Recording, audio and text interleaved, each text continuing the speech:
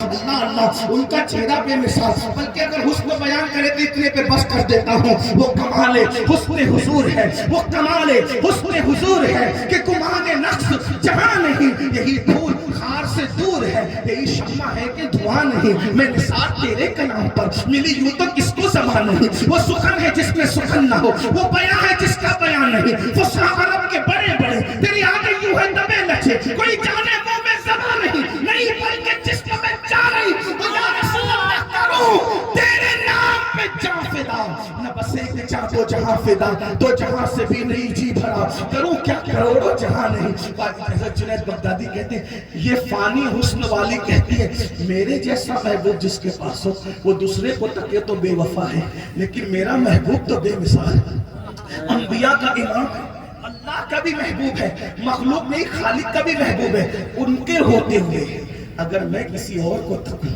تو مجھ سے بڑا بے وفا کون کہہ رہے ہیں؟ جنید بغدادی۔ اے عاشقان رسول ذرا ہاتھ اٹھا کر ایمانداری سے کہنا، ممبر والوں سے بھی کہتا ہوں آپ سے بھی کہتا ہوں، ممبر والے تکلیف معاف کریں لیکن ہاتھ اگر اٹھانا چاہیں تو اٹھائیں، بتاؤ پورے مجمع میں کون کون عاشق رسول ہے، ذرا ہاتھ اٹھا کر کے بتاؤ، میں بھی اس کی شہادت دیتا ہوں اپنے لیے اور دعا کرتا ہوں کہ عاشق ہوں، اللہ کرے عاشق بن جاؤں، ایسا بنا دے ان کی ولا میں خدا ہمیں ڈھونڈا کریں پر اپنی خبر کو خبر نہ ہو۔ بولو عاشق ہے سب لوگ الحمدللہ، بولو الحمدللہ۔ آپ سے پوچھتا ہوں وہ عورت کہہ رہی ہے مجھ جیسا محبوب جس کے پاس ہو وہ کسی اور کو تکے تو بے وفا کون، ستمگار کون، بدماش کون، اندازہ فرمائے۔ اور ہمارے پاس کیسا محبوب ہے، کیسا محبوب ہے، کیسا آمنہ کا لال، اللہ رب العزت کا پیارا، اللہ رب العزت جسے لامکاں پہ بلا کر اپنا دیدار کرائے۔ اب سنیوں کے اتنے بڑے مجمع میں پوچھتا ہوں بتاؤ محبوب ہوتے ہوئے کسی اور کا چہرہ تکنا بے وفائی ہے؟ جملے پہ توجہ چاہتا ہوں، غور کرنا، یہ کوئی تقریر نہیں ہو رہی ہے، صرف اپنے دل کا درد اپنی قوم کے جوانوں تک، ماں اور بہنوں تک پہنچانا چاہتا ہوں، توجہ سے سننا، غور سے سننا۔ اگر محبوب کا سچا وفادار ہے تو دوسرے کو تکتا نہیں، دوسرے کا چہرہ نہیں تکتا۔ کیا خیال ہے ان عاشقوں کے بارے میں جس کو مدینے والا محبوب ملے اس کے بعد وہ چہرہ نہیں تکتے دوسروں کا بلکہ زنا کی فلمیں دیکھتے ہیں؟ بتاؤ وہ زنا کی فلمیں دیکھنے والے جب زنا کی فلمیں دیکھتے ہوں گے نرم نرم گدوں پہ لیٹ کر تو رسول اللہ کے دل پہ کیا گزرتی ہوگی؟ بتاؤ آج 80% جوانوں کی موبائل کے اندر کیا کیا بھر رکھا ہے، کیا کیا ڈال رکھا ہے، عورتوں کو پاپ کی نظر سے تکتے ہو، گندی فلمیں دیکھتے ہو، اللہ اکبر، اور پھر اس کے بعد اپنی آپ کو عاشق رسول کہتے ہو۔ سید الطائفہ حضرت جنید بغدادی فرماتے ہیں ہو سکے تو عورتوں کے سکھتے ہوئے کپڑوں کو دیکھنے سے بھی بچا کرو کیونکہ یہ تقوی سے قریب ہے۔ عورتوں کے صرف کپڑے دیکھنے سے بھی انسان کے دل میں زنا کے خیالات جنم لیتے ہیں، بدی کے خیالات جنم لیتے ہیں۔ فرماتے ہیں اگر تو بکری اور گائے کا دودھ دونے کی تیری ذمہ داری نہیں ہے تو تقوی کے قریب ہے کہ تو بکری کا تھن دیکھنے سے بھی بچا کر، تو بکری کا تھن دیکھنے سے بھی بچا کر، یہ تقوی سے قریب ہے۔ سیدنا داؤد طائی اللہ اکبر، ایک مرتبہ لوگوں نے کہا اے داؤد تمہارے گھر میں چھت نہیں ہے، فرمایا واللہ میں 40 سال سے رہتا ہوں لیکن مجھے پتہ ہی نہیں کہ میرے گھر میں چھت نہیں ہے۔ آج کے لوگ اس کا مذاق اڑائیں گے یہ کیسے ہو سکتا ہے؟ ہم نے کہا عاشق بن کے دیکھ سب ہو سکتا ہے۔ داؤد طائی کیا فرماتے ہیں کہ میں 40 سال سے رہتا ہوں مجھے خبر ہی نہیں کہ میرے گھر میں چھت نہیں۔ آپ کو خبر نہیں؟ کہا کہ کبھی اوپر دیکھنے کا کام ہی نہیں پڑا، اس لیے میں نے اللہ کی حیا کی وجہ سے اور غیرت رسول کی وجہ سے کبھی اوپر آنکھ نہیں اٹھائی۔ غریب نواز جس کا جشن منانے کے لیے آئے ہو 40 سال تک آپ نے کبھی آسمان کی طرف نظر نہیں اٹھائی، وہ آسمان کو نہ دیکھیں، وہ گھروں کی چھت کو نہ دیکھیں، اور آج میرا مسلم جوان اللہ اکبر فلموں کے نام پر، سیریلوں کے نام پر زنا دیکھ رہا ہے، اللہ اکبر عورتوں کو ننگی دیکھ رہا ہے۔ وہی فلمیں زیادہ ہٹ ہوتی ہے جس میں عریانیت اور ننگا پن ہوتا ہے، اسی سے زنا پھیل رہا ہے، اسی سے بدکاریاں پھیل رہی ہے، اسی سے نوجوان تباہ ہو رہے ہیں۔ 16 17 17 سال کی عمر قوموں کے لڑکے اور لڑکیاں وہ سب کچھ کر جا رہے ہیں جس کا 35 سال کی عمر میں پہنچ کر کے بھی تصور نہ تھا. کل جب زنا کی بات ہوتی تھی تو مومن مجمع میں کانپنے لگتے تھے، اور آج جب زنا کی مذمت بیان ہوتی ہے، بدکاری بیان ہوتی ہے، تو لوگ منہ کے منہ میں ہنستے ہیں. مولانا کتنی پرانی بات کر رہے ہیں. استغفر اللہ. یاد رکھنا اور اچھی طرح یاد رکھنا، جو مذہب نگاہوں پہ کنٹرول کا حکم دیتا ہے، آج اس قوم کا کیا حال ہو گیا. اقبال نے ایک صدی پہلے رونا رویا تھا. نگاہ دین و دانش، متاع دین و دانش لٹ گئی اللہ والوں کی. متاع دین و دانش لٹ گئی اللہ والوں کی. یہ کس کافر ادا کا غمزہ خوریز ہے ساقی. آج لوگ کہتے ہیں ہم مر رہے ہیں، ہمیں مارا جا رہا ہے، ہمیں کاٹا جا رہا ہے، ہم پٹ رہے ہیں، ہم لٹ رہے ہیں، ہم تباہ ہو رہے ہیں، ہم برباد ہو رہے ہیں. سن لو مسلمانوں، کل تک تمہاری نگاہوں میں تقدس تھا، نگاہوں میں پارسائی تھی.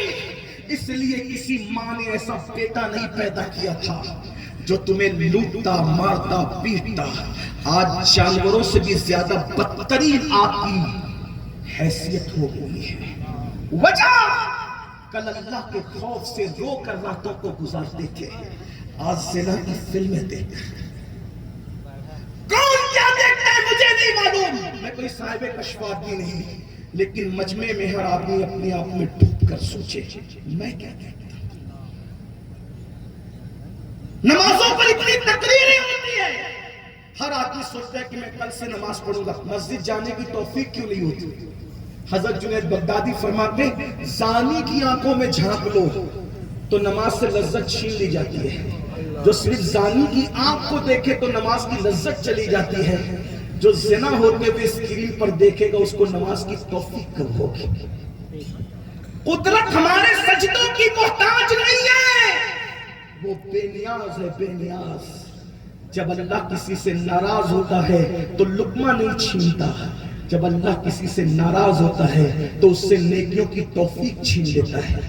جلسے میں 3 گھنٹے بیٹھنے کی طاقت ہے، فجر کی نماز میں 3 منٹ کی طاقت کیوں نہیں؟ کہیں ایسا تو نہیں کہ قدرت ہم سے ناراض ہوگی؟ بتاؤ کتنے لوگ عشاء پڑھ کے آئے ہیں اور کتنے لوگ جا کے فجر پڑھیں گے؟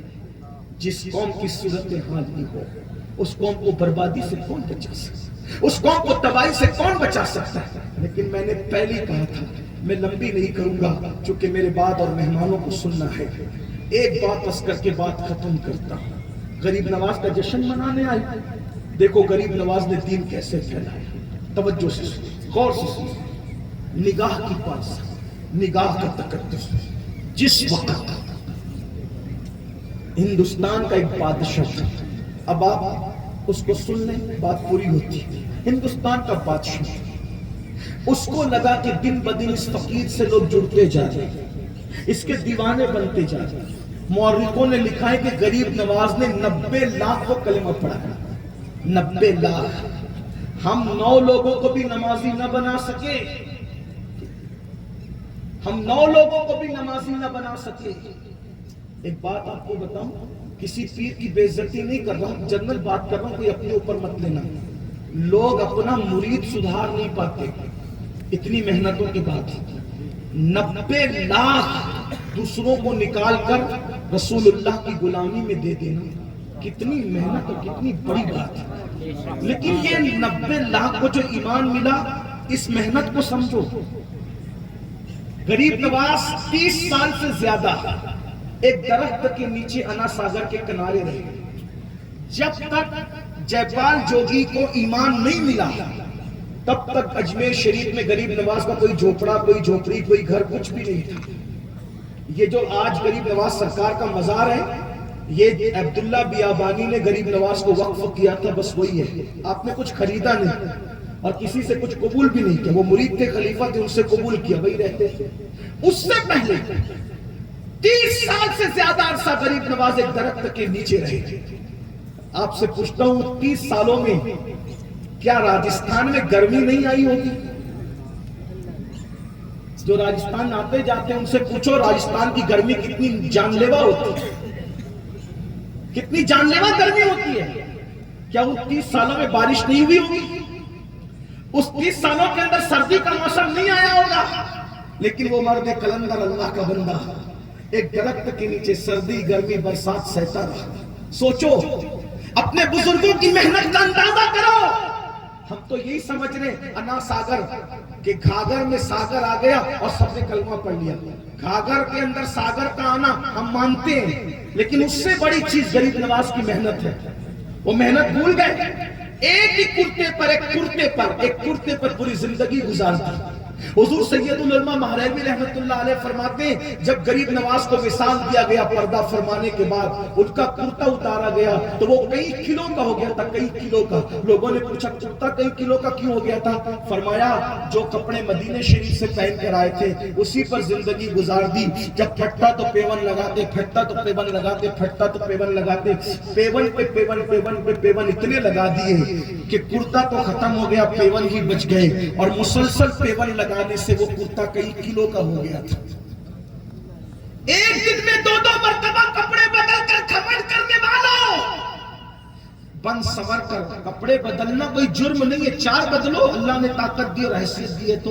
لیکن پوچھتا ہوں، جب گھر سے کپڑے بدل کے نکلتے ہو اور پرفیوم لگا کے نکلتے ہو، سرما لگا کے نکلتے ہو، تو کیا سوچ کے نکلتے ہو کہ کوئی مجھے دیکھے اور میں اس کو پسند آ جاؤں؟ یہ حال ہے۔ اور کچھ کم سیریل دیکھ کر لڑکیوں کا حال بھی برا نہیں ہے، مگر سن لو، یوں ہی بن سور کے نکلو گے اللہ کی رضا کے لیے تو بخشش کی ضمانت ہے۔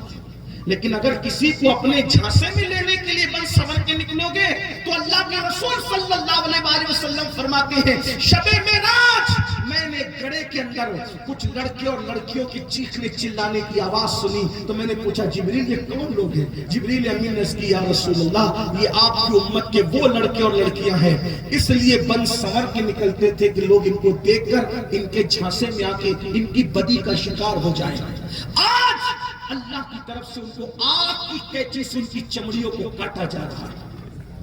بننے سورنے میں اسلام منع نہیں کرتا، زینت سے اسلام منع نہیں کرتا۔ یہ دیکھو علماء کرام کتنے اچھے اچھے کپڑے پہن کر ماشاءاللہ، کیونکہ یہ بھی سنت ہے۔ ایک بار کسی نے پوچھا یا رسول اللہ کوئی اچھے کپڑے پہنتا اچھا کھاتا ہے تو کیا وہ مغرور ہے؟ آقا نے فرمایا نہیں، اگر اللہ نے اس کو نعمت دی ہے تو وہ نعمت نظر آنی چاہیے۔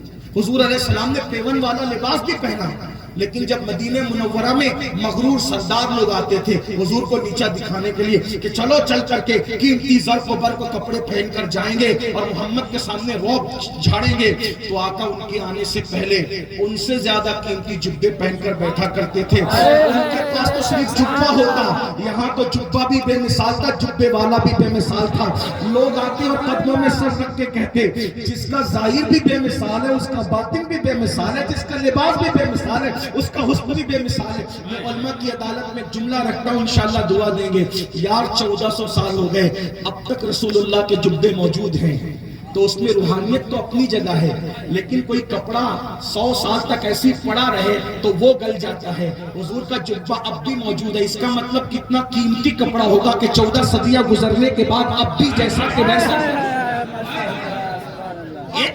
ایک طرف تو یہ بھی ہے نا، مجھ سے کسی نے کہا وہ فلاں ملک کا وزیر روزانہ نئے کپڑے پہنتا ہے، میں نے کہا بیت المال کی بھیک پر اگر کوئی نیا پہنے تو وہ مجھے کیا متاثر کر سکتا ہے؟ 900 سال پہلے میرے مرشد غوث اعظم نے روزانہ نیا پہنا، خود کما کے پہنا اور اتنا مہنگا پہنا کہ وقت کے بادشاہ کو بھی اتنا نیا لباس میسر نہیں ہے۔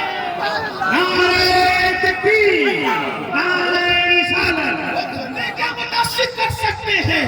اور پھر بیت المال کی چوری کا پہننے والے دوسرے دن کپڑے کہاں جاتے ہمیں نہیں معلوم، مگر یہ غوث اعظم کی شان ہے، ایک بار پہنتے تھے تو دوسرے دن وہی کپڑا بغداد کے کسی غریب کو پہنا دیا کرتے تھے اور بتاتے تھے ہم اپنے لیے نہیں پہنتے، اپنے بہانے سے دوسروں کو پہنانے کے لیے پہنا کرتے ہیں۔ یہ شان ہے تو اچھے کپڑے پہننا بری بات، لیکن دوسروں کو جھانسے میں لانے کے لیے اللہ اکبر۔ تو سرکار غریب نواز، بات غریب نواز کی چل رہی تھی، غریب نواز سرکار نے اسلام پھیلایا۔ جب بادشاہ پریشان ہو گیا تو بادشاہ نے کہا ایک کام کرتے ہیں، جادو کرتے ہیں۔ باطل جب پریشان ہوتا ہے تو آخری میں کس کا سہارا لیتا ہے؟ جادو کا۔ جادو کیا. آپ نے سنا ہوگا جب وہ سانپ بھیجے، بچھو بھیجے، پتھر بھیجا، یہ بھیجا، وہ بھیجا، سب پتھر بھیجا تو 2 انگلی پر روک لیا. ابھی وہ پتھر رکا ہوا ہے تارا گڑھ پہ. آپ جائیں گے تو کرامت، جب پیدل لوگ جاتے تھے تو دکھتے تھے. میں نے کئی بار دیکھا پتھر رکا ہوا ہے، انگلیوں کا نشان بھی ہے، ہوا میں معلق ہے پتھر. جانا تو جا کر کے دیکھنا. لوگ کہتے ہیں کرامتیں کس سے کہانیاں ہیں، جا کے دیکھ لو نا، حقیقت دیکھ لو، اپنی آنکھوں سے جا کر دیکھ لو. اللہ اکبر، اللہ اکبر. اندازہ فرمائے سب جادو بیکار ہو گئے. تو ایک دن بادشاہ نے، نہ بادشاہ کا نام نہ کسی کا نام، ابھی لوگ اتنے قیمتی نہیں ہے کہ ہم ان کے نام لیں، اس لیے کہ ابھی تو یار کا نام لیا جا رہا ہے، کبھی کسی اور کا نام نہیں لیا جائے. تو بادشاہ نے جادوگر کو بلا کے کہا، او جادوگر، وزیروں جیسی تنخواہ لیتا ہے، پیمنٹ لیتا ہے، اس فقیر کو جادو اثر کیوں نہیں کرتا؟ جادوگر نے کہا، مہاراج اگر جان کی بخشی ہو تو ایک بات ہوں. کہا کہو. مجھ سے بڑا بھی جادوگر لاؤ گے تو بھی اس فقیر پر جادو اثر نہیں کرے گا. کہا کیوں نہیں کرے گا؟ کہا اس لیے نہیں کرے گا کہ اس کی آنکھوں میں اتنی پوترتا ہے، اس کی آنکھوں میں اتنی پاکیزگی ہے کہ اس نے اپنی آنکھ سے کبھی کسی ناری کو، کسی عورت کو پاک کی نظر سے نہیں دیکھا. وہ ہمیشہ نگاہیں جھکا کے، میں نے اس کی پوری زندگی جادو کے زور سے اسٹڈی کی، پڑھا. اس کی آنکھوں نے کبھی کسی عورت کو پاک کی نظر سے نہیں دیکھا، اس لیے اس پر جادو اثر نہیں کر سکتا. اگر اس پہ جادو کا اثر کروانا چاہتے ہیں تو پھر اس کی آنکھوں کو گندی کرو. آنکھ گندی ہوگی، جادو کا اثر ہو جائے گا، میں گارنٹی لیتا ہوں. تو بادشاہ نے غریب نواز کو اپنی طرح سمجھا. یہ خط تو ہے اہل باطل کا کہ وہ ہمیشہ سے اہل حق کو اپنی طرح سمجھتے ہیں. اس کا مطلب یہ ہے کہ بڑوں کو اپنی طرح سمجھنا شریف لوگوں کا کام نہیں ہے. بڑوں کو اپنی طرح سمجھنا یہ شریف لوگوں کا کام نہیں ہے. جملہ کہاں تک جاتا ہے اس کا اندازہ آپ کر سکتے ہیں. بڑوں کو اپنی طرح سمجھنا شریف لوگوں کا کام نہیں ہے. جب کوئی ولی کو اپنی طرح سمجھے تو وہ شریف نہیں ہوتا. جو نبی کو اپنی طرح سمجھے،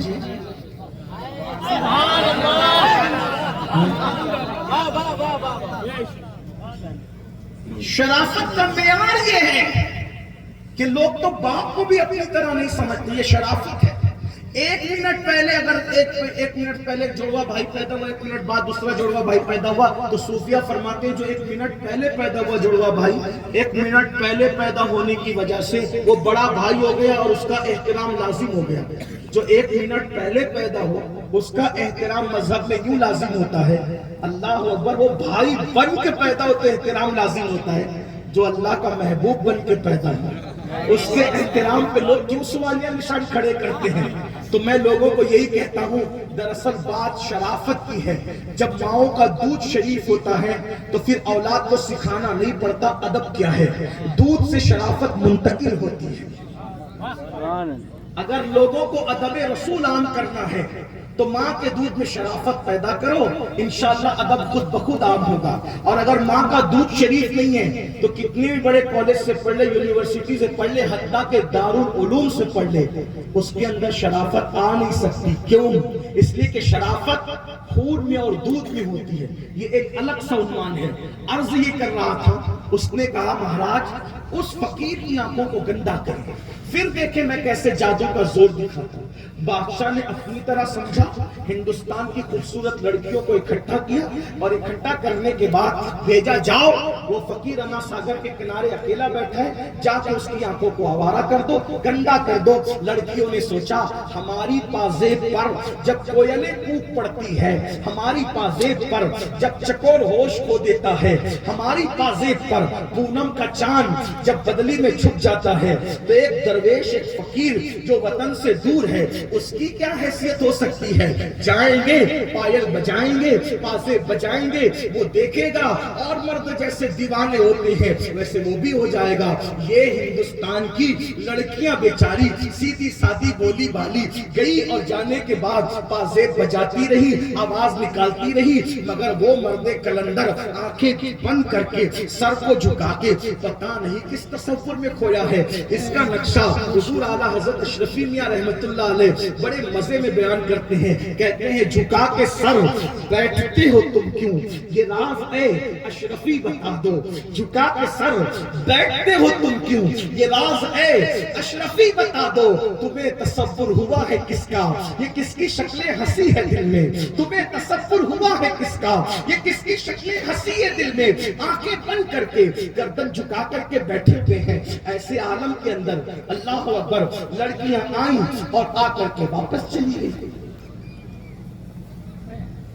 لیجئے ہماری محفل کے خصوصی خطیب قبلہ امیر سنی دعوت اسلامی تشریف لائے, استقبال کر لیں, درود شریف پڑھ لیں, استقبال کر لیں. آپ لوگ بیٹھے ہیں اور نعرے کے جواب دیں. نعرہ تکبیر, نعرہ رسالت, مسلک اعلیٰ حضرت فیضان مفتی اعظم ہند. نعرہ تکبیر, حضرت علامہ شاہ نوری صاحب قبلہ امیر اہل سنت. نعرہ تکبیر, نعرہ رسالت. آپ حضرات بیٹھے اطمینان و سکون کے ساتھ.